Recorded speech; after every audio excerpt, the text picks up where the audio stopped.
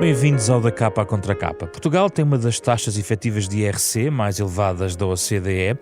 Para estudar o impacto desta tributação na economia portuguesa, a Fundação Francisco Manuel dos Santos promoveu um estudo de um grupo de economistas liderado por Pedro Brinca, professor associado da nova SBE, vem aqui ao Da Capa à Contra Capa, falar sobre os resultados deste estudo com Carlos Lobo, fiscalista e professor associado da Faculdade de Direito da Universidade de Lisboa.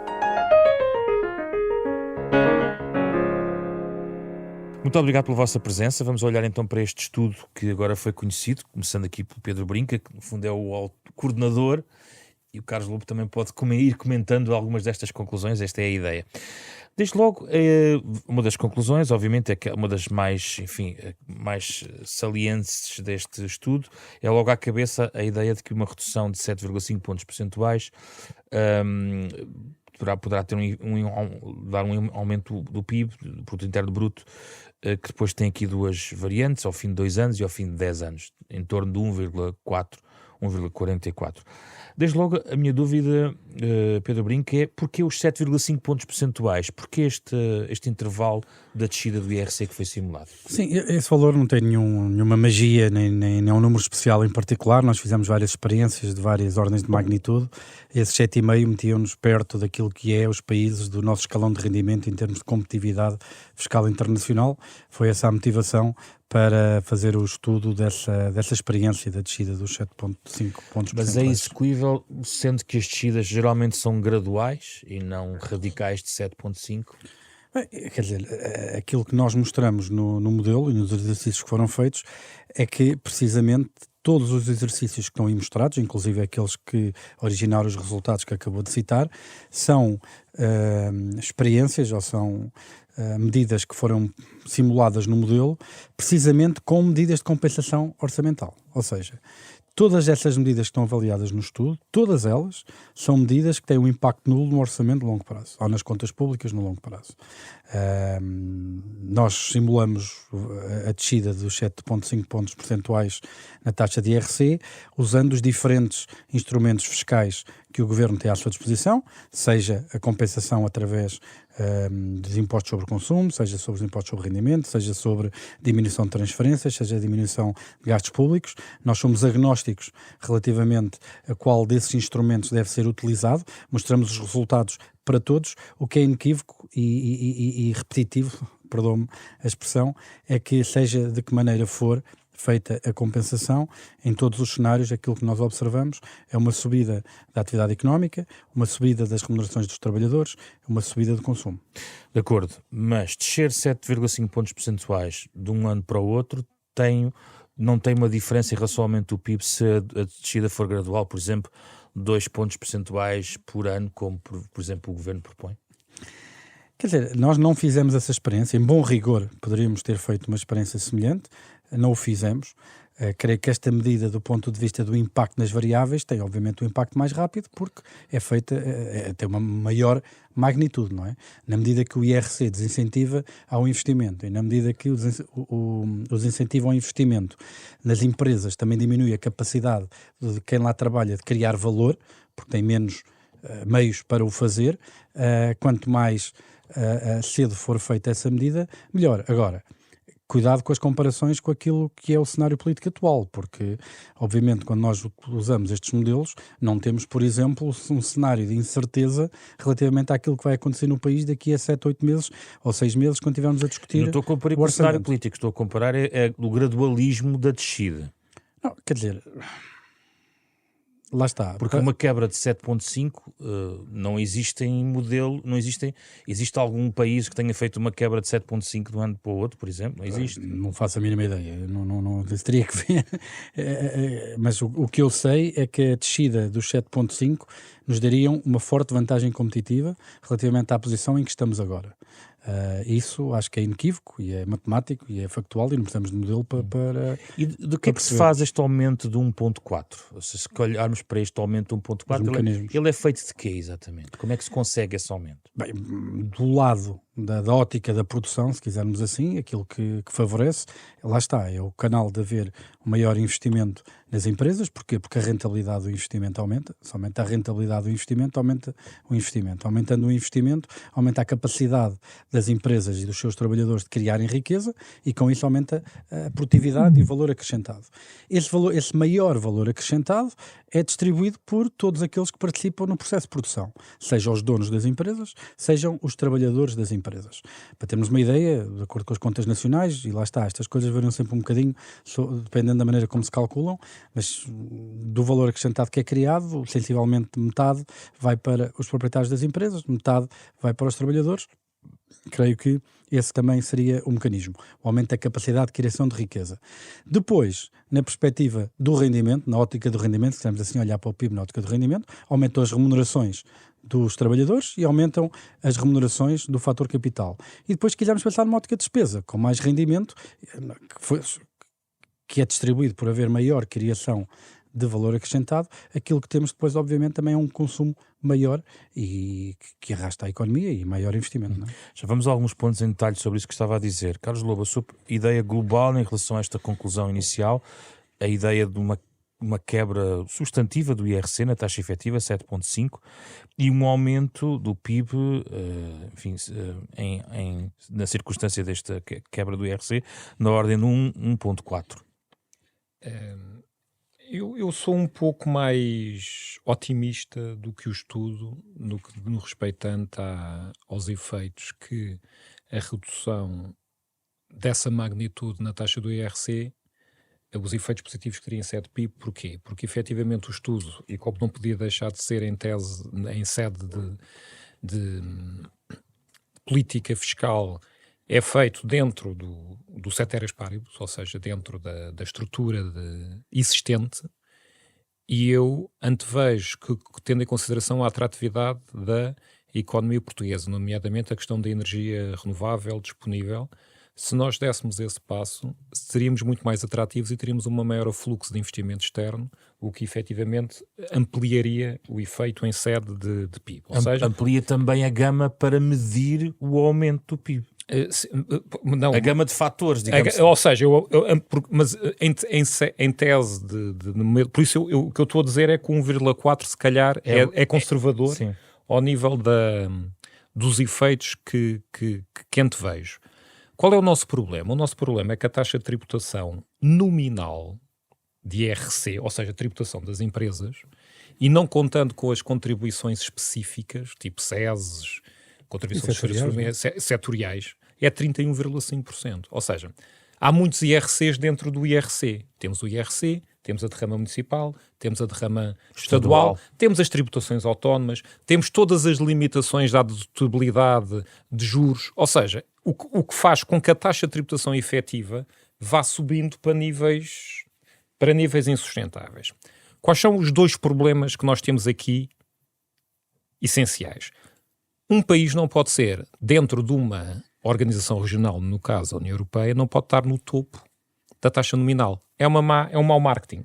Ou seja, quando as empresas internacionais vão tomar as suas decisões de investimento, o facto de aparecermos com 31,5%, porque isso era uma realidade que estava escondida, mas que agora é clara, obviamente coloca Portugal logo numa linha vermelha de investimento. A segunda tem a ver com a própria lógica dogmática do que é a tributação das empresas. A tributação das empresas assenta no lucro real. O lucro real efetivo serve para ser distribuído aos sócios. Teoricamente, e se nós formos ver a doutrina da reforma de 1989, o IRC seria um pagamento por conta antecipado daquilo que os sócios tinham que pagar no momento da distribuição dos dividendos, porque só aí é que eu tenho o ganho. A diferença do lucro é a diferença entre aquilo, no final, é aquilo que os sócios investiram e aquilo que retiraram do seu investimento, tirando os capitais próprios. Teoricamente, eu só consigo fazer esse jogo no momento da liquidação da empresa, que é a diferença entre aquilo que aportei e aquilo que retirei. Obviamente que as empresas não têm este ciclo fechado e têm um ciclo aberto. E permite, obviamente, ao nível da distribuição de dividendos, ir retirando resultados ao longo do tempo. Mas, basicamente, aquilo que devia ser tributado em IRC, se assentarmos num modelo de lucro, é uma antecipação daquilo que os sócios deveriam pagar. Afinal. Por isso é que tinha que haver. Por isso é que desde 1989 havia um alinhamento entre a tributação de IRS e a tributação de IRC, equivalente a nível de taxas. As taxas mais elevada da tributação do IRS era equivalente à taxa do IRC. Era assim. Era esta a ótica de neutralidade, com uma eliminação da dupla tributação económica, que é a tributação em sede IRC e a tributação em sede... Mas os impostos desequilibraram-se. Os impostos desequilibraram-se e o IRC passou a ser destrusivo. E passou a ser destrusivo de uma forma significativa.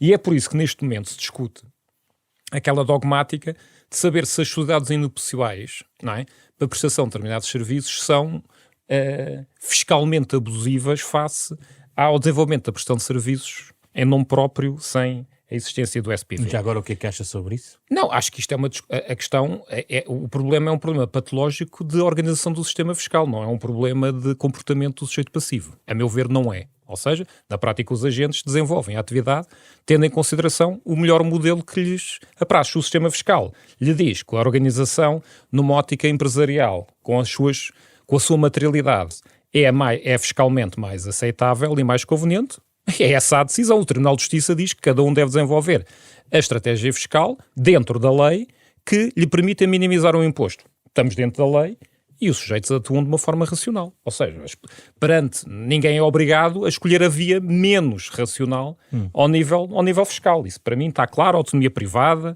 liberdade, o sistema está assim e não existem práticas abusivas. O sistema é que está de facto, desencontrado e desequilibrado. Mas isso não é uma culpa do contribuinte, é uma culpa do Estado.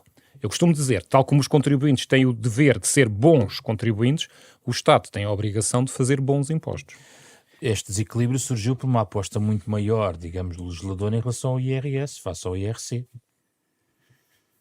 Quer dizer, se nós englobarmos o IRC com a taxa liberatória, 31,5 mais 28, já ultrapassa em larga medida... O desequilíbrio é muito maior. Não, ultrapassa em larga medida a taxa máxima de IRS, que é 50,5, não é? Que é quem ganha mais de 5.800 e qualquer coisa euros brutos por mês, cerca de 3.299 euros líquidos. Qual é o principal problema desta discussão? Em primeiro lugar, há aqui um problema de comunicação, porque ainda agora estava a referir que a taxa efetiva é das maiores da Europa. E às vezes fala-se de taxa nominal, outras vezes fala-se de carga fiscal. Sim. Eu confesso que se não fosse economista e fosse um mero cidadão atento a quem opina nos meios de comunicação social, eu confesso que ficaria bastante baralhado, porque eu ouço uns a dizer que a taxa nominal e taxa nominal é das maiores da Europa e da OCDE, depois ouço normalmente quem está no governo a dizer que a carga fiscal está dentro da média ou abaixo dos países da União, e eu ficaria um bocadinho baralhado. Mas afinal os impostos são altos ou são baixos, não é? E o mais estranho no meio disto tudo é que ambos têm razão, só que estão a falar de coisas diferentes. Eu dou-lhe um exemplo. Imagine que tem um sistema de impostos em que tem duas taxas de imposto. Uma de 1% sobre cabeleireiros esteticistas e uma de 99% sobre o resto da atividade económica. Que tipo de economia é que ia ter? De esteticistas. Uma economia de cabeleireiros esteticistas. Sim, ninguém ia querer abrir um negócio para pagar 99% de taxa de imposto, correto? Sim. E íamos ser o país, primeiro íamos ser um país de cabeleireiros esteticistas, e em segundo lugar íamos ter a mais baixa carga fiscal do mundo. Sim. Porque só íamos ter 1%. Está a ver a diferença entre taxa efetiva, carga fiscal e taxa estatutária, taxa nominal? Ou seja, quando olhamos para os números e dizemos que estamos abaixo da média da União Europeia em termos de carga fiscal, isso acontece precisamente porque as taxas são de tal ordem que, por um lado, desincentivam o crescimento das empresas, porque penalizam esse crescimento. Um exemplo, se tiver 10 mil euros para investir, se calhar abre um quiosque de jornais, não é? E tira, se calhar, 2 mil euros de lucro, uma rentabilidade de 20%. Mas imagine que quer abrir uma cimenteira, não consegue abri-la com 10 mil euros, tem que enfiar, se calhar, 100 milhões, não é? Se tiver um lucro de 2 milhões, quanto é que paga de IRC? Não obriga a fazer as contas, mas deve pagar mais. Muitíssimo mais, mas sabe qual é a diferença? É que a rentabilidade é só 2%. E eu, como investidor, onde é que quero o quê? É rentabilidade. Prefiro investir nos quiosques de jornais, está a perceber? Ou seja, que tem uma taxação muito mais leve, porque estes escalões são definidos de forma absoluta, não é? A questão da progressividade da derrama estadual, e não no negócio maior. Mas quando olhamos para a questão dos investidores... Mas porquê é que isto é um problema? Não, é a questão dos investidores. Qual é a comunicação que conta para quem quer investir em Portugal? Qual é a taxa? Isso era aquilo que o Carlos estava a falar, não é? Que temos um problema de branding, quer dizer, qualquer investidor que começa a olhar para Portugal, vê as taxas nominais que a gente vê, assusta-se logo. Mas é justo e bom lembrá-lo.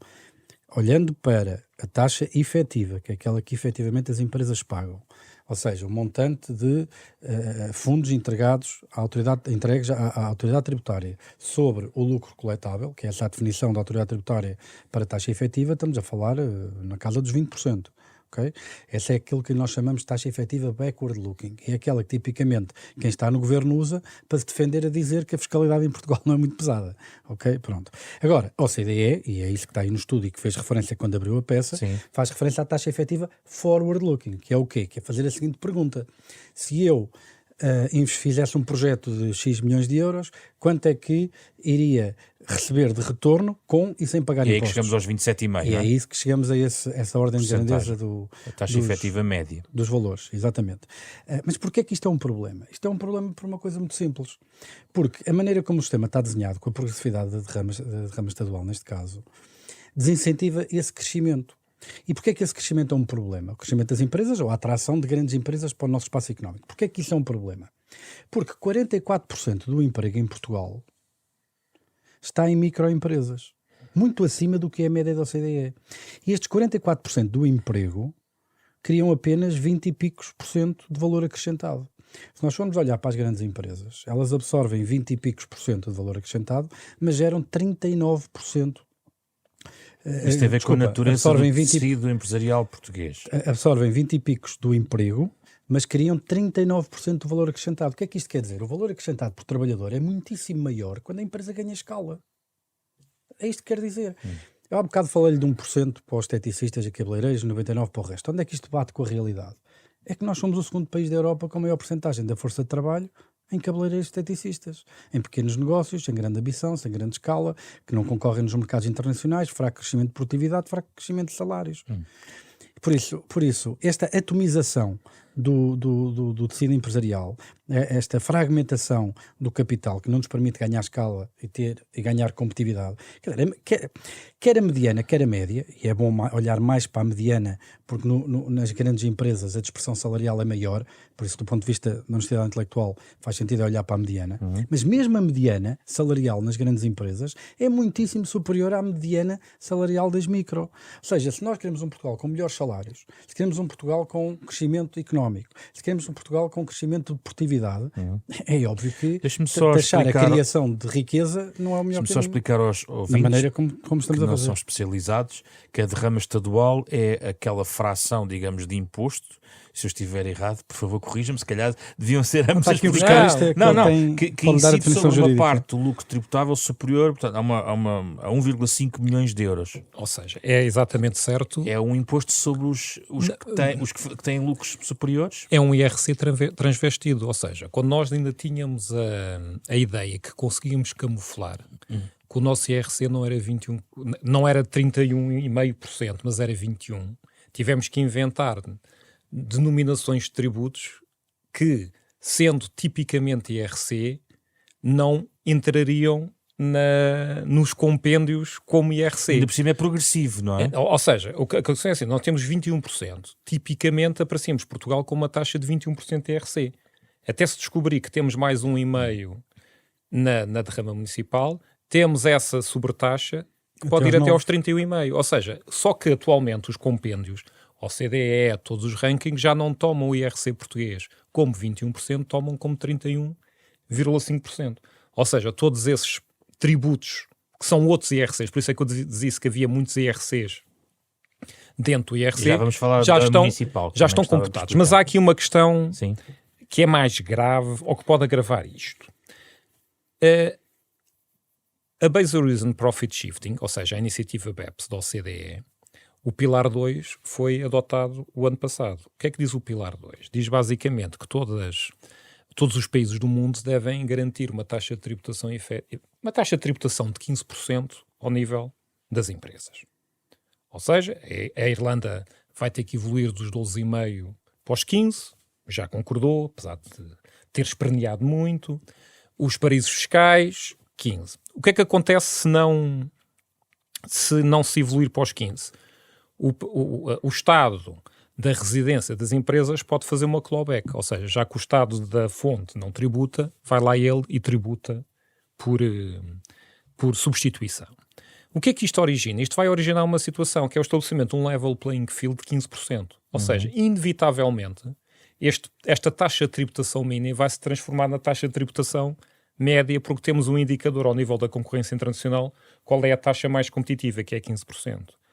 O que é que isto significa? Significa que todos os países que neste momento têm taxas de IRC superiores a 15% vão evoluir rapidamente e inevitavelmente para esta banda dos 15%, ou ali uma franja de indiferença até aos 17%, 18%. Incluindo grandes economias como a alemã, por exemplo. Aliás, aí há uma diferença significativa que tem a ver precisamente com se somos exportadores de capital ou somos importadores de capital.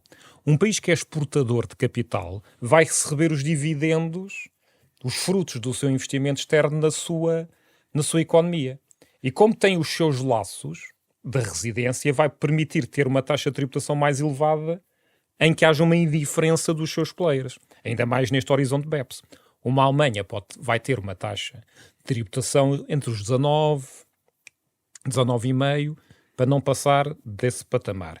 Um país importador de capital como Portugal não se pode dar ao luxo de fazer isso. O país importador de capital, para se manter competitivo, vai ter que ter uma taxa que se aproxima dos 15%. Ou seja, 16%, quanto muito, para se manter competitivo neste ambiente, nesta generalização internacional. O que é que significa se nós nos mantivermos nos 31,5%? Estamos completamente fora do Deixa-me só perguntar, porque comecei a falar do gradualismo. Na sua perspectiva, qual é a maneira mais, vamos dizer, saudável, mas mais sensata de fazer esta descida de IRC? Há aqui um problema dos três corpos, não é? Nós temos aqui diversas variáveis que estão caoticamente a gravitar umas com as outras. Temos a receita que necessitamos, temos o nível de despesa e temos o déficit. Ou seja, eu não consigo fazer, por isso é que o Pedro e o estudo se preocupa tanto com o princípio da neutralidade ao nível da receita. É que eu tenho que fazer isto tudo, não é? Mas tenho um déficit que tem que ser mantido. O estudo diz, o déficit público constante e igual ou anterior à mudança do IRC tem que ser, e foi calculado para manter o que chamam contas públicas sustentáveis. Mas tem que ser, ou seja, essa é a baseline. Nem seria honesto fazê-lo de outra maneira, temos... senão, não, eu percebo, mas baixar o IRC, aumentando a são dívida, contas públicas sustentáveis? É nulo. O efeito nulo é um efeito nulo no deve e não haver. Ou seja, porque efetivamente se há algo que é, e que nós temos que assumir como estrutural, quando eu digo estrutural é basicamente quase congelado, é nós temos de ter um orçamento equilibrado. A nossa existência, a nossa competitividade internacional depende disso. Não é? Pronto. Mas para descermos esse valor, como é que fazemos? Não descemos. Ou seja, o que significa, se eu descer a receita... Se eu descer a receita, repara, na prática, se eu descer o imposto, tenho menor receita no momento inicial. Exato. Tenho duas formas. Ou tenho que aumentar e compensar com outros impostos. Sim. Ok? Essa é a primeira via, que eu não defendo. Já vamos ver o que é que o estudo que eu não defendo de nenhuma forma, mas que por uma questão de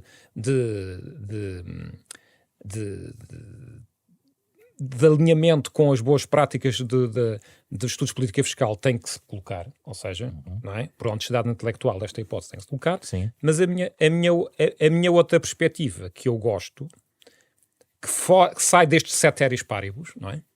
É basicamente os alinhamentos relativamente às funções do Estado e àquilo que o Estado gasta hoje a nível da despesa. Não é bem transferências, é precisamente saber o que é o Estado hoje e o que é que ele... Então deixa-me só perguntar ao Pedro, para explicar o que é que o estudo defende deste ponto de vista. Nada. Mas considera que os impostos sobre o consumo têm um pouco mais de, digamos, vantagem em relação a cortes a transferências, inclusivamente há expressões no estudo sobre isso. São considerações sobre assim, na ordem daquilo que diz, mas eu queria deixar muito claro que nós somos completamente agnósticos relativamente a essa questão por uma razão muito simples, porque a escolha do instrumento, se estamos a falar de aumentos de IRS, estamos a falar de aumentos do IVA, estamos a falar de diminuição das transferências, estamos a falar de cortes na despesa do Estado, tem fortes efeitos redistributivos. E, como tal, tem aqui um pendor de decisão política que ultrapassa muito Pedro, o estudo. O estudo diz o ajuste orçamental via imposto sobre o consumo conjuga aos ganhos mais significativos de curto prazo. Sim. Por comparação a outras, como, por exemplo, a questão das transferências sociais ou, inclusivamente, a questão dos rendimentos sobre o trabalho. No longo prazo, o efeito maior até sobre as transferências sociais. Exato. Só que veja, primeiro, como é que mede depois as perdas de bem-estar a esse nível, não é? Porque eu dou-lhe um exemplo. Portugal, se não fosse a função redistributiva do Estado, e no Orçamento do Estado de 23, se não estou em erro, eram 43 mil milhões de euros, se não fosse essa função redistributiva, nós não teríamos uma taxa de pobreza de 18, qualquer coisa, temos uma taxa de risco de pobreza de 43,5%. Por isso, eu se fosse, lá está, isto é uma questão política. Sim. Eu posso dar a minha opinião enquanto cidadão. E isso parece-me mais do que pragmaticamente impossível, moralmente parece desaconselhar, por várias razões, sim, não propriamente numéricas, mas por aquilo que estava, por exemplo, agora a dizer em relação às transferências, considero um pouco mais sensato entre todas as opções ir pelos impostos sobre o consumo. Sim, mas isso não é uma conclusão, ou seja, isso é uma apreciação que é feita... Mas está lá no texto. Está lá no texto, é uma apreciação que é feita em função daquilo que são as curvas. Aliás, eu não precisava de o escrever no texto. Sim. Pode olhar para as curvas e ver. De facto, a diminuição, o financiamento através de impostos sobre consumo é aquele que, no curto prazo, aumenta mais rapidamente o produto interno bruto. Mas não tem que ser esse o critério de escolha, não é? Esse é um critério que nós enunciámos para chamar a atenção e tínhamos que escolher um, porque nós, para mostrarmos os efeitos, eu podia ter feito uma enciclopédia britânica com 1500 páginas com todos escolhemos um, mas eu gostava de sublinhar e de reforçar esta ideia que a equipa é completamente agnóstica relativamente à escolha do instrumento. E o economista Pedro Brinca? O economista Pedro Brinca acha que, enquanto que as métricas de comunicação e de avaliação do desempenho político estão centradas em métricas que refletem essencialmente criação de riqueza, crescimento do PIB, crescimento dos salários, não é? É óbvio que tudo o que seja penalizar a criação de riqueza não é propriamente a melhor maneira de melhorar essas métricas, não é? E desse ponto de vista? Desse ponto de vista, eu diria que, diria-lhe aquilo que disse nos últimos meses, noutro contexto completamente diferente deste, que é o seguinte: isto só há três maneiras, não é? Como já disse o Carlos, ou aumentamos impostos, ou cortamos na despesa, ou endividamos. Endividamento, não sei se as pessoas têm noção, em 2022 cada português pagou pouco mais de 400 euros de juros. Em 2024, apesar do histórico caminho de consolidação, independentemente de como foi feito, o que é certo é que está abaixo de 100% do PIB, cada português vai pagar mais de 700 euros de juros. Okay? Porquê? Por causa das subidas das taxas de juros.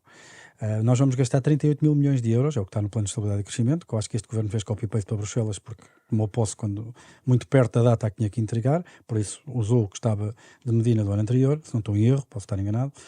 Estavam previstos 38 mil milhões de euros de juros até 2027. Quer dizer, eu não sei o que é que são 38 mil milhões, porque eu comprei uma casa por 300 mil, tenho um carro que custa 20 mil ou 25 mil euros. As pessoas, quando começam a falar em 1.000 milhões, ficam dessensibilizadas. Mas 38 mil milhões são dois orçamentos... Para si, aumentar o endividamento não faz sentido? Não faz sentido. Não pode. Exclui esse mecanismo. Não pode. Creio que aumentar o endividamento não é sensível. E as outras opções? Pronto. No que diz respeito às outras opções, nós na questão dos impostos temos aqui dois problemas. Primeiro, no IRC estamos numa posição de pouca competitividade, porque somos as mais elevadas, não é?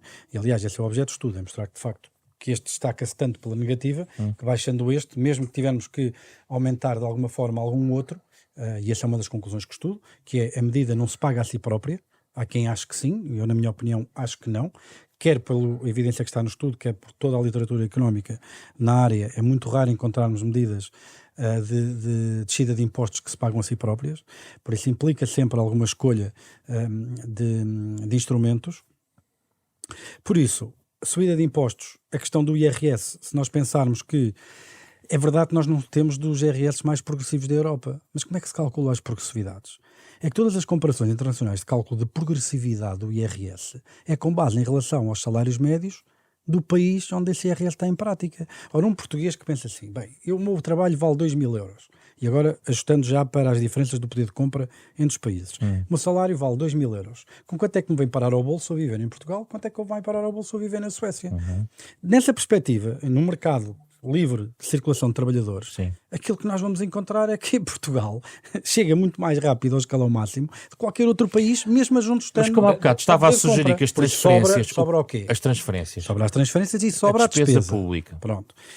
Relativamente São às duas coisas transferências. distintas. Quer dizer, São. em termos uma coisa é a fins, despesa corrente, outra coisa é o papel redistributivo do Estado. Relativamente às transferências, como eu já disse há bocado, do ponto de vista económico, até vê-se aí no estudo, é aquela que até tem um impacto mais acentuado no longo prazo. Pronto. Obviamente que no estudo, eu não sou político, eu no estudo sou cientista, e nesse papel aquilo que me apraz dizer é que nós somos agnósticos. Agora, como cidadão, obviamente, num país que isso não fosse a função redistributiva do Estado, passava de 18 para 43,5 taxa de risco de pobreza, é óbvio que isso é... Então como é que resolve a equação? O que é que sobra? Falta uma parcela que ainda não falámos. Tem a ver com a lógica precisamente da eficiência do Estado. Será que é possível fazer melhor com o Estado? Suficiente para compensar uma descida desta dimensão? Sim. A pergunta é essa. No estudo, no curto prazo, a quebra de receita é de cerca de... não chega a 1.000 milhões de euros. Ok? 1.000 milhões de euros. O Estado tem um orçamento de 123 mil milhões. Nós não estamos propriamente a falar de um aumento de eficiência assim tão acentuado. Há partes que é completamente... parece muito difícil há partes em que eu acho que o Estado até está em falta, nomeadamente, eventualmente na questão dos médicos, professores. Nessas áreas não creio que haja aí grande possibilidade de ganho, mas há outras certamente que haverão. E é nesse sentido tendo que eu acho que... Tendo em conta o gasto com recursos humanos, na fatura do Estado a despesa, onde é que vai cortar? É isso que eu lhe estou a dizer. A máquina do Estado custa X. E aquilo que eu estou a falar, que estamos a falar de um alívio fiscal, porque é bom lembrar isto, nós estamos a falar de uma descida de receita direta. De quanto? Eu não sei de cor os números, sei o líquido, não sei o bruto. Sim. Mas estamos a falar de uma descida de receita que, primeiro, ficando na empresa, irá ser distribuída ou para os acionistas, ou para os trabalhadores, ou reinvestida. Assumindo a hipótese extrema que vai ser sempre distribuída por acionistas e trabalhadores. Se for para os trabalhadores, paga IRS. Só uma parte que vai-se logo buscar. Se for para os acionistas, paga a taxa liberatória para poder ficar com eles. Depois, esse dinheiro eles não o vão enterrar no quintal. Uma parte dele significativa vai ser gasta. Quanto vai ser gasta, se forem testar ali na A5 o carro com gasolina 98, são para aí logo 60% de ISP que pagam de imposto. E o que não gastarem em imposto, vão gastar noutras que vão pagar IVA. Ou seja, por isso, há o efeito direto, não é? Que continua a dar negativo, no sentido que a recuperação via fiscal da diminuição do IRC, mas recuperação dessa baixa de receitas do IRC via todos estes impostos, que é uma coisa mecânica, contabilística, não é suficiente para compensar a queda. Antes de ir aqui só, essa corte de despesa pública não virtuosa, vamos chamar-lhe assim, é irrelevante o tempo que demora a fazer, porque aqui estamos a simular o corte radical, mas se for feito aos poucos, o pagar, no fundo, a compensar a descida do IRC, se calhar consegue, não precisa chegar à década, provavelmente, que está no cenário de longo prazo do corte do IRC.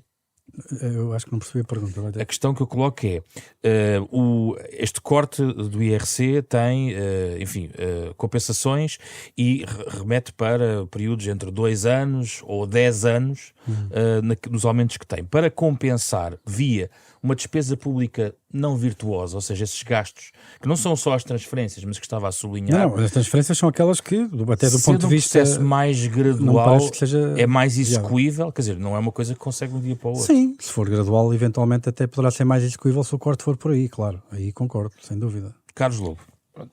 Eu acho que, reparem, em primeiro lugar, só comentar aquilo que o Pedro disse, reforçando. Para haver redistribuição, eu tenho que ter produção. Eu não consigo redistribuir aquilo que não produzo. Por isso, em termos de garantia do Estado Social e das prestações de apoio, eu tenho que garantir que produzo cada vez mais. Por isso, a questão central aqui é o crescimento económico. E é esse que eu acho que deve ser o desígnio. Só é aqui. E devemos, e devemos de fazer tudo para esse efeito. Sabemos que o nível de atual tributação das sociedades é ineficiente em termos de crescimento económico, tendo em consideração os valores que aqui estão colocados. É verdade. Temos de fazer um movimento de ajustamento, nem que seja para nos mantermos competitivos a nível internacional. Porque nós vivemos num mundo aberto, não vivemos num mundo fechado. E, obviamente, precisamos de capital externo. E se nós tivermos um ambiente que é totalmente antagónico ao capital externo, ele não vem. Pronto, essa é uma questão clara. E o jogo é transparente. Segunda questão. Onde é que o Estado...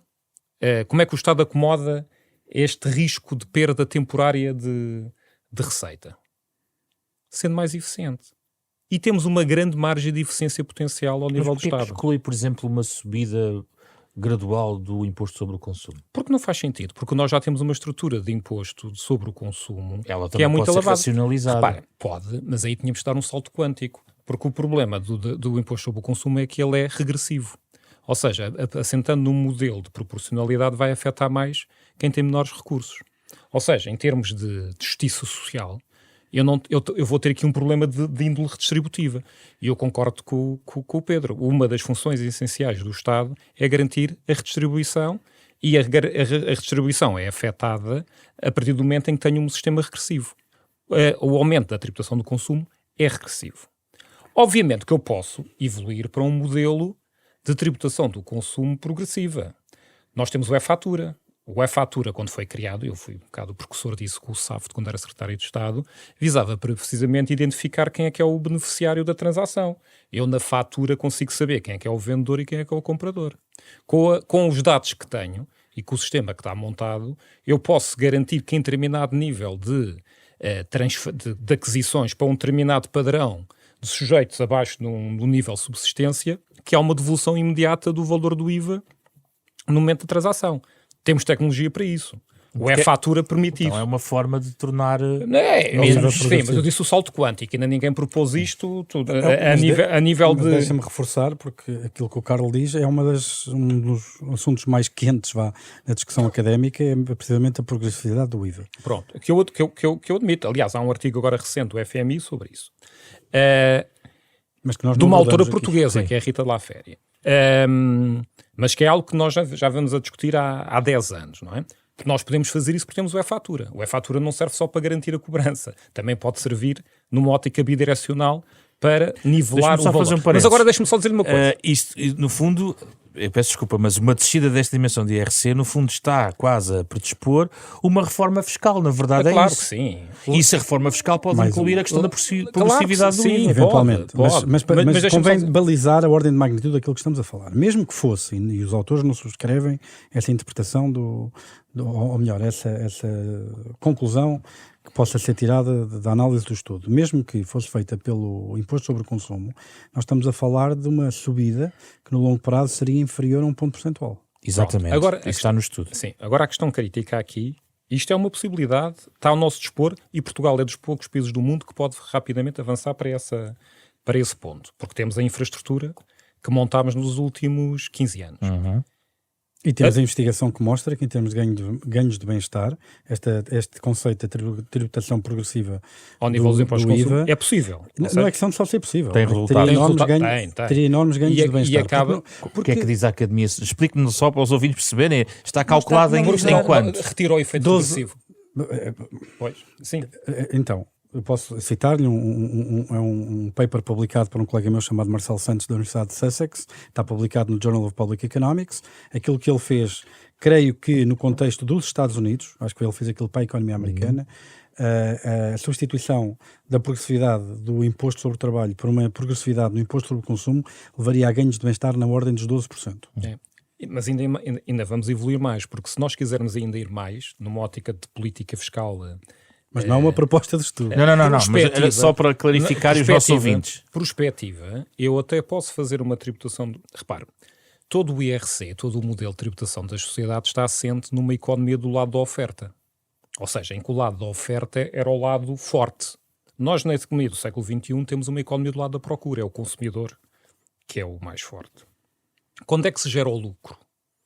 No lado da oferta era no momento da consolidação entre as receitas e os custos da empresa. Na economia do século XXI é no momento da venda. Ou seja, num modelo transacional futuro, em que toda a estrutura de poder económico está do lado da oferta e necessitando o sistema fiscal se adaptar a esta transformação económica, eu até posso pôr o modelo o momento da transação como o momento da geração, não só do imposto sobre o consumo, como do próximo imposto sobre o rendimento. E posso alinhar nesse momento os dois efeitos tributários, conjugando os dois impostos num só. Porquê? Porque eu nesse momento conseguia atingir o máximo da agressividade. Mas estamos a falar de sistemas fiscais do século XXII, vamos voltar ao século XXI. Mas atenção, isto está a ser estudado... pessimista, fala em século XXII... Eu conheço o nosso país, ou seja, em termos de andamento da própria estrutura e da forma como nós adaptamos. Porquê? Mas sabe qual é o nosso principal? Diga. É que nós temos um sistema de finanças públicas do século XIX. Ou seja, nós neste momento continuamos com um modelo de caixa, continuamos a gerir a merceeiro, tal como Napoleão nos deixou quando das invasões francesas. Que ainda é pior que o modelo do Marquês de Pombal, que tinha partidas dobradas. Porquê é que pensa que o Ministério das Finanças só sabe o orçamento de Estado passado 3 meses? Porque não há informação de consolidação. Porquê é que nós discutimos agora os lucros das empresas públicas e o momento da consolidação? Eu não devia estar a discutir isso a posteriori. O sistema devia estar consolidado. Porquê é que eu tenho os prédios do Estado e não tenho inventário dos bens públicos e tem que ser os municípios agora a identificar os imóveis do Estado que estão abandonados? Porque não há nenhum incentivo ao nível do nosso sistema orçamental para que os ativos sejam identificados. Quer queira, quer não. Repare, o incêndio do Pinhal de Leiria, eu dizia que aquilo era o melhor exemplo da melhor solução financeira do nosso sistema. Ou seja, arte de tudo. O que é que significa? Que nos 2 ou 3 anos eu não tenho que gastar dinheiro nenhum em limpeza. Mas perdi o ativo. É irrelevante. Como eu tenho um sistema de caixa, o valor do ativo é irrelevante. Ou seja, nós temos... Isso é que é o salto quântico, a reforma fiscal. Não, o salto quântico é passar do século XIX ao século XXI, na despesa, na estrutura de gestão da despesa. Uhum. E está ali. Há países... Quando nós vamos ver quais são os países que tiveram melhor desempenho, Nova Zelândia, Austrália, Suíça, o próprio Reino Unido, ao nível das... É porque eles passaram deste modelo de contabilidade de caixa para o modelo de accrual, para o modelo de acréscimo. Um modelo de valorização de ativos. O que é que isto significa? Significa basicamente que os departamentos de Estado começam a gerir em função de objetivos e de resultados. Quando eu falo de crescimento económico, também estou a falar ao nível de bens de saúde, de prestação de serviço, ou seja, tudo mensurado. O incentivo que temos no Estado é se eu não executar para o ano não tenho aquele orçamento. E gasto. Ou seja, porque é a ótica da caixa. E se tu não gastaste... Como acho que todos os diretores gerais conhecem. Não, o bom diretor-geral é aquele que de um ano para o outro consegue mais orçamento e mais pessoal, que é o paradigma do sistema de caixa, e que consegue gastar tudo no dia 31 de dezembro, porque sabe, se não gastar, no ano seguinte não tem. Ou seja, isto é o nosso modelo. Por isso, quando nós falamos em possibilidade de melhoria ao nível da eficiência, eu não estou a falar de transferências, eu estou a falar mesmo dos fundamentos. Não é preciso mexer nas transferências, não? Não, o que eu preciso é que... mais do que não é preciso, eu acho que não é possível. Não é possível, eu tenho é que criar mais valor. Eu tenho é que criar mais valor. Eu tenho que criar mais valor. Serão marginais. Eu tenho é que criar mais valor, mais serviços, melhorar a qualidade dos serviços, emparcerar o setor público que conta em 40% da economia, também ele ser criador de valor. Mas a razão pela qual eu digo que não é possível é porque, primeiro, Portugal está numa transição geracional forte, com algumas tendências negativas, outras positivas, mas está numa transição geracional forte. E realmente, quando falávamos há bocado da taxa de risco de pobreza, quer dizer, estamos a falar de, se não fosse a função redistributiva do Estado, 43% da população teria menos do que 600 euros por mês para sobreviver, qualquer coisa nessa ordem de magnitude. Uhum. Mas como é que chegamos a estes números? É que este indicador que andamos aqui a trazer à colação da taxa de risco de pobreza é definido como 60% de rendimento mediano. E eu faço a seguinte pergunta: o que é ser pobre na Irlanda? Ou na Holanda, ou assim? É que 60% de rendimento mediano na Irlanda, por exemplo, são 1.800 euros. E dir-me, bem, mas essa comparação não é justa porque as coisas na Irlanda são mais caras. Eu dir-lhe, excelente, bom ponto, teria uma nota máxima na minha cadeira de macro na nova. Vamos fazer a correção então para a diferença de poder de compra. São 1.300 euros. 1.300 euros. Pensem no que é que uma pessoa com 1.300 euros compra em Portugal, que tipo de vida tem, isso é um pobre na Irlanda. Eu lembro-me não há muito tempo, quando foi aquela questão das comparações com a Roménia. Eu fui apanhado um bocado no meio dessa confusão e pronto, e fui assado que nem um peru nas redes sociais, a mandarem-me viver para a Roménia, coisas do género. E uma das coisas que me fez confusão, por acaso nessa semana até fui mesmo para a Roménia, porque eu tinha lá um programa de capacitação do governo romeno, e até escrevi uma crónica da viagem para o Expresso, precisamente a falar sobre a vida na Roménia, porque eu visitei Bucareste e depois aproveitei o tempo livre que tinha para ir ao Castelo do Drácula, andar lá a passear às voltas, e não haja dúvida. As estradas deles são muito piores. Não é só estradas, sai da capital e aquilo é Portugal dos anos 80. Eu sei, porque estive lá muito recentemente também. Pronto, ou seja, não há dúvida que em Portugal vive-se melhor, do que na Roménia. Só que esta discussão, se Portugal se vive acima ou abaixo da Roménia, um bocadinho acima, um bocadinho abaixo, é como apontar para a Lua e estarmos a discutir a ponta do dedo. O que é relevante não é se Portugal está um bocadinho acima ou abaixo da Roménia. O que é relevante é que há 20 anos atrás não passava pela cabeça de ninguém comparar Portugal com a Roménia. E se nós não nos metemos a pau, como se costuma dizer na gíria portuguesa, daqui a 20 anos a comparação não é com a Roménia, é com a Albânia. E eu disse isto no Twitter, mais uma vez fui assado que nem um peru, mas disse a Albânia, como podia ter Pode dito... não ser o formato inicial para discutir este tipo de questões do Twitter. De todo. Mas podia ter dito Somália ou Iémen, ou uma coisa assim do género, porque o que eu queria fazer a alusão era comparar Portugal com um Estado complicado. Tenho aqui uma dúvida sobre... Mas deixa-me só terminar para dizer isto. Há 20 anos atrás, Portugal tinha 14 vezes o PIB per capita da Albânia. Hoje tem 3. Ou seja, quando eu disse aquilo no gozo, a coisa até batia certo. Aqui uma questão sobre o aumento da desigualdade no consumo. Gostava só de clarificar, porque há aqui uma ressalva que o estudo faz. Portanto, o modelo prevê um aumento generalizado do consumo, em simultâneo com o aumento da desigualdade do consumo nas famílias. São as famílias, não tenho agora o termo... Não financialmente constrangidas, exatamente. São aquelas que têm capacidade de... As financialmente constrangidas não conseguem poupar, as Exato. que não o são têm. Não é possível passar para o lado seguinte, que é saber o que é considerado desigualdade de rendimento ou riqueza. É isso que o estudo diz. Não chega aí. Veja, mas admite que haja uma desigualdade de rendimento? Essa é uma das... Sem dúvida. Sem dúvida. E não é só... Aliás, de setor para setor. Vamos lá ver. Isto vai deixar mais dinheiro dentro das empresas. E agora, como é que este dinheiro vai ser distribuído? Vai para os proprietários das empresas? Vai para os trabalhadores? Quanto é que vai para cada um? Aquilo que nós sabemos é que na economia, em média, vai 50-50. Dependendo, lá está, como falámos ao princípio do programa, como é que se mede, vai um bocadinho mais para aqui, um bocadinho mais para lá. Se incluímos a segurança social a cargo da entidade patronal a favor do trabalhador, na parte do trabalhador ou não, ou seja, são questões dessas ordem, a ordem de grandeza não varia muito. Mas o que é que define isso? É o poder negocial do trabalhador face à empresa. Há setores em que esse poder negocial não é tão forte. Há setores em que será mais forte. Trabalhadores qualificados estarão diferentes dos trabalhadores não qualificados. O nosso modelo não tem a riqueza, esse grau de resolução tão elevado. E eu falo à vontade porque essa é a minha área de especialização. É precisamente estudar a desigualdade. Essa classe de modelo não tem este grau de resolução que nos permita olhar para a maneira como as coisas são redistribuídas. E por isso é que nós somos especialmente cautelosos ao não recomendar nenhuma medida específica de compensação orçamental, porque elas têm impactos de redistribuição muito diferentes. E esse não é o melhor modelo para estudar questões de redistribuição de rendimento. Carlos Lopes, está a favor do fim das derramas? Não. Estou a favor do fim da derrama estadual, não estou a favor do fim da derrama municipal. Então, porque efetivamente nós temos que dar aos municípios algo em retorno pelos investimentos que eles fazem na captura de unidades económicas para o seu território. Não é?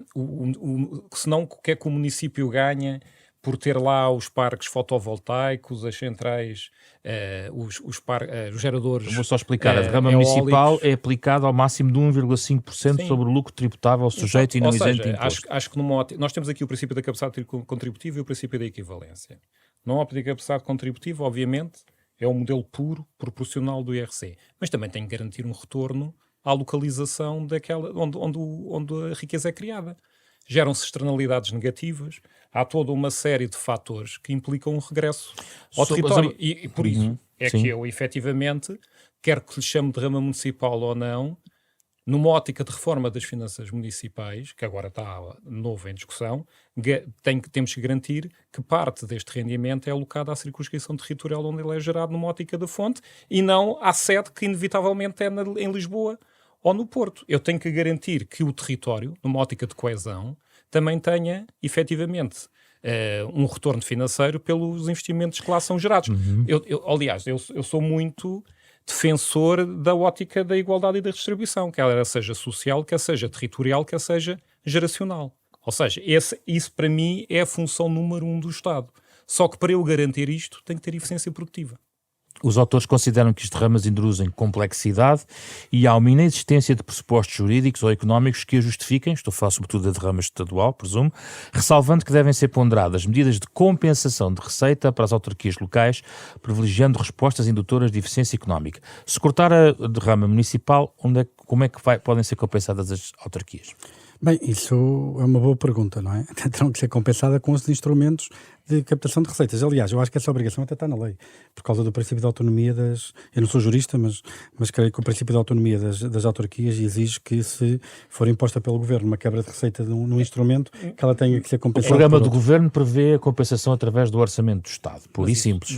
Mas isso é o problema. Puro e simples. Ou seja, o que nós temos que garantir ao nível das autarquias não são transferências correntes do Orçamento do Estado, tudo cure, lump sum, sem finalidade. Senão depois começamos num circuito fechado de subsidiação. Mas então, cortando a derrama municipal, como é que se faz? É isso que eu estou a dizer. Teriam que ser arranjados outros instrumentos de compensação, com os outros instrumentos que as câmaras... Reparem, a principal fonte de riqueza em Portugal e a economia do futuro é a transição energética. A transição energética é feita com base na produção descentralizada.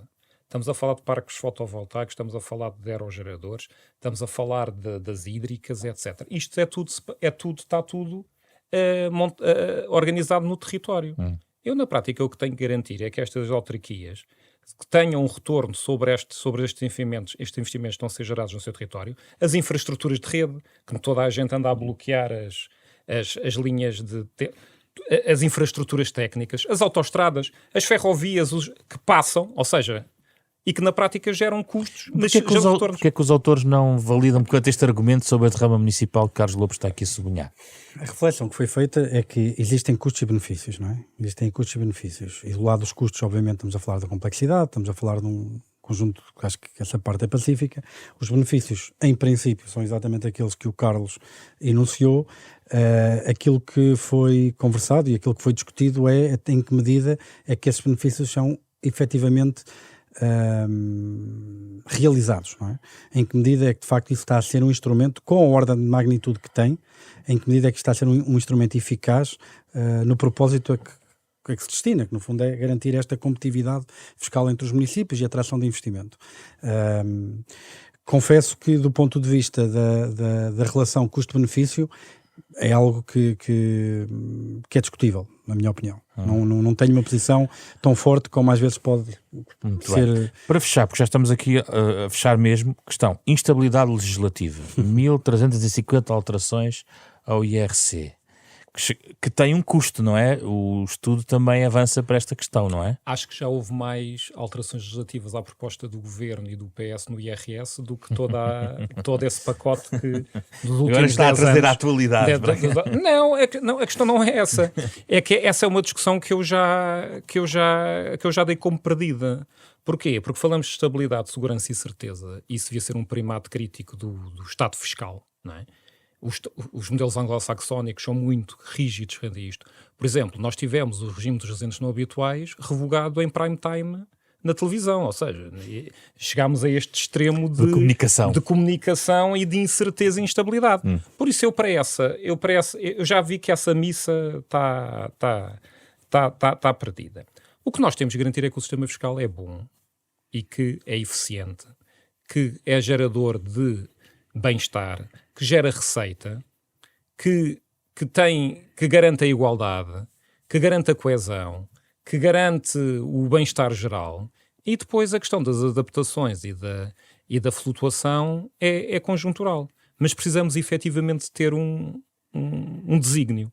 É por isso que eu vejo sempre estes estudos, como o estudo que estamos a discutir hoje, como uma excelente notícia. Porquê? Porque permite-nos fixar um objetivo.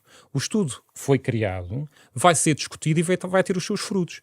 É inevitável a redução do IRC pelo enquadramento que nós temos. Temos aqui um primeiro estudo. Quando eu fui secretário de Estado, fiz um estudo final de 2009. Tinha 3.000 páginas, era compreensivo em todos os impostos. Na altura não foi executado. Fui vê-lo recentemente, passado 13 anos, 95% das medidas que lá estavam foram sendo adotadas e foram acolhidas. Ou seja, sempre que nós somos um país pequeno, sempre que nós fixamos um objetivo, e agora temos aqui a questão do IRC, ele vai ser discutido e vai ser aprovado. Agora, flutuação legislativa temos, não é? Falta de... E que tem custos, não tem, Pedro Brinco? Ou seja, isto está... vocês estão elaboram fortemente aqui. subestimados pelo estudo, porque os únicos custos que esse quadro conceitual nos permite, e é importante explicar porque é que usámos esta metodologia. Usámos esta metodologia precisamente porque é uma metodologia similar à que Bruxelas impõe a todos os Estados-membros para fazer a avaliação de impacto económico de toda a legislação que é aprovada em Assembleia da República e que tem impacto orçamental. Por isso somos disciplinados, se quiser assim, pela metodologia nessa dimensão. O estudo também contribui com alguns melhoramentos nessa metodologia. Por exemplo, essa metodologia de base não tem esta realidade de haver empresas de diferentes tamanhos a pagar diferentes de impostos. E quanto é que perdemos por esta instabilidade legislativa? Está calculado? Bem, lá está. Está no estudo, em percentagem do PIB, creio que pode ser consultado, mas lá está, mais uma vez, é a minha percepção é que subestima de forma muito acentuada. Porquê? Porque o único canal de destruição de valor que a instabilidade legislativa causa no modelo, que é um modelo em que os agentes conhecem o futuro com toda a certeza, não há incerteza, tem a ver com os custos de ajustamento das estruturas das empresas à realidade fiscal que está sempre a mudar. Custos de ajustamento. Mas há um canal para mim que é muito pior, que é a questão da incerteza. Não é? Que é aquela questão de, eu não sei se vou investir em Portugal, ou não sei se vou abrir uma empresa, se for um português, eu não sei se vou abrir mais um ramo de negócio, eu não sei se vou desenvolver mais um produto. Porquê? Porque eu não sei qual é a realidade fiscal que para o ano me vou deparar. E hoje um investimento que é rentável e que faz sentido, para o ano pode não fazer. E na minha opinião, esse canal é quantitativamente muitíssimo mais importante que esse. As pessoas falam muito da Irlanda, por causa dos 12%, 12,5%, etc. Mas...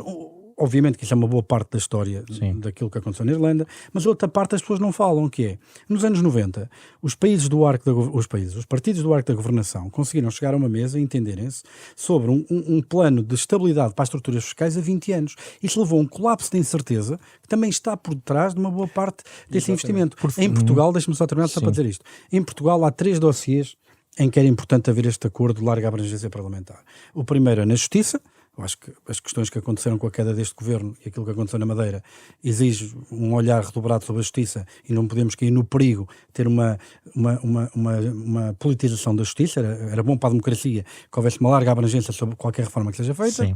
Na habitação e na fiscalidade. E quer na habitação, quer na fiscalidade, com o mesmo princípio. É importantíssimo introduzir previsibilidade e estabilidade no sistema. É por isso que propõe a inserção de normas disciplinadoras na Lei Geral Tributária de Produção Legislativa. Onde é que querem chegar? Porque Exemplo nós queremos deixar que tudo o que seja estruturas fiscais sejam discutidas em sede de Orçamento de Estado, numa lógica de caixa, mas precisamente estudadas fora do âmbito do Orçamento de Estado e das necessidades orçamentais, numa lógica de desenvolvimento do país e numa orientação estratégica de desenvolvimento do país. E que estrutura permanente é esta no âmbito do Ministério das Finanças para estudar?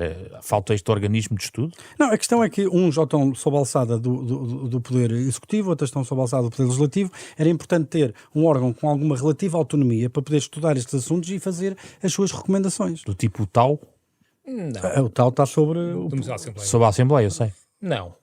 Eu posso... Força. Agora vai comentar e vamos fechar o programa. O Carlos foi secretário de Estado, tem mais experiência na parte institucional. O que eu acho que é necessário é um pacto fiscal entre os cidadãos e o Estado. E todo e qualquer ganho. E entre os diferentes partidos. Sim, mas para isso é preciso um entendimento. Nós podemos baixar o IRC para 0, que se os investidores acharem que daqui a 6 meses mudou o governo e muda tudo, que não tem impacto nenhum.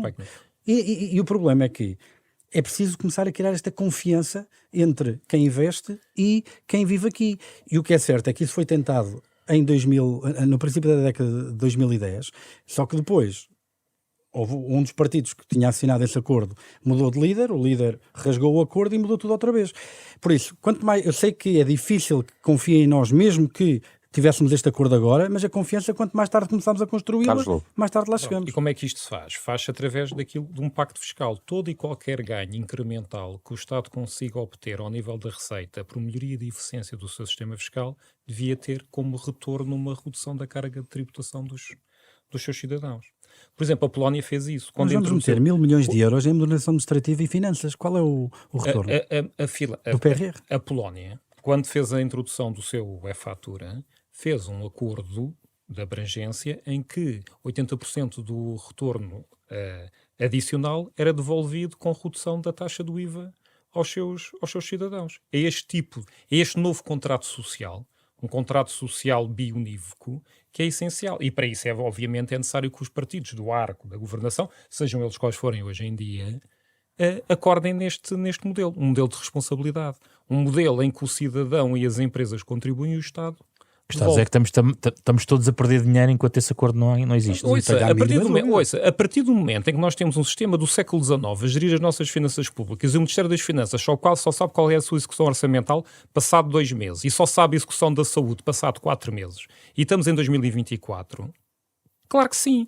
Se perguntar ao Estado quem é o proprietário do terreno aqui à frente, o Estado não tem, nós não temos cadastro. O Estado não conhece o seu território. Nós temos uma margem potencial de melhoria da gestão brutal. Mas continuamos a discutir sempre as mesmas questões dentro de um... E estas normas na Lei Geral Tributária vão nesse sentido? A Lei Geral Tributária foi... Sim, vão numa ótica de indicação. O problema é que a Lei Geral Tributária não tem um valor acrescentado. É uma lei ordinária criada pela minha iniciativa em 1996 por divertimento dogmático, mas que ficou em termos de... Não tem o chamado valor reforçado, não tem valor reforçado. O que eu acho é que isto quase devia ter uma vigência constitucional. Como tem nos modelos anglo-saxónicos, em que na já prática se discutiram questões constitucionais desse ponto de vista. Agora, sou contra entidades autónomas independentes do Ministério das Finanças para a tutela destas questões. Acho que isto é uma matéria... Não é para tutela, é para estudar, não é? Não, mas para estudar temos o Centro de Estudos Fiscais, temos agora a UTAX, temos a UTAX, sim, eu sei, temos a UTAX, temos que melhorar e temos que capacitar. Repare, o professor Sousa Franco, o professor Piti Cunha, todos os grandes vultos, o professor Saldanha Sanches, todos os grandes vultos da fiscalidade da década de 70 e de 80 trabalharam no Centro de Estudos Fiscais, ultimamente não. Porquê? Porque deixou de ser competitivo. Ou seja, efetivamente, quem é que ficou no Centro de Estudos Fiscais? Pessoas com muita valia, mas que são da administração fiscal. Ou seja, o problema é mesmo este, é basicamente o afunilamento da competitividade do Estado. Meus caros, muito obrigado pela vossa presença. Debatemos verdadeiramente aqui ao fim de uma hora um impacto do IRC na economia portuguesa neste estudo, que agora foi publicado pela Fundação Francisco Manuel dos Santos, que disponibiliza este estudo e é também parceira da Renascença neste programa semanal, da capa à contracapa, com o genérico original do pianista Mário Lajinha. Este debate está na íntegra, sempre em plataforma digital, na versão podcast. Fizeram o programa esta semana Rui Glória, ainda João Campelo, Ana Marta Domingos e José Pedro Frazão. Regressamos na próxima semana para debater outro tema.